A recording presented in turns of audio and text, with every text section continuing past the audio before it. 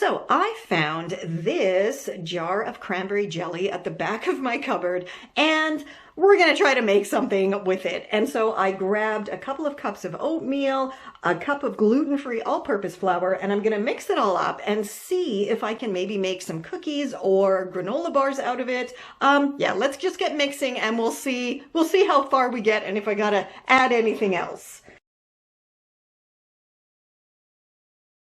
So this mixed up wonderfully together, and it is pretty much the perfect cookie consistency. Even though it does look like raw hamburger, it tastes really, really good. So I've just got a couple of teaspoons here, and I'm just going to grab some of my cranberry oatmeal cookie dough and kind of plop it down on my cookie sheet here. Clearly, these are not going to be lovely, perfectly round cookies. They're going to be more like mounds. If they don't all melt together, we'll see. Okay, so now I'm going to take my tray and pop them in the oven. That is at 350.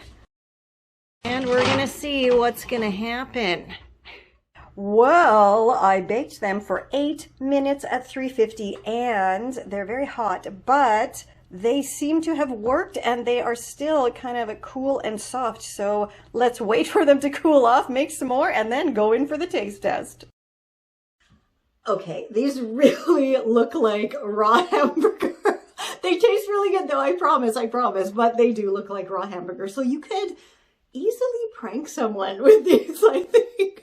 But truly, they do taste awesome, and I highly recommend making them because it's only 3 ingredients, and I'm pretty sure you could substitute the cranberry for applesauce or pretty much any kind of fruit that comes in a can or a jar. So definitely give it a try. They are scrum-delicious. This is Confessions of a Refashionista.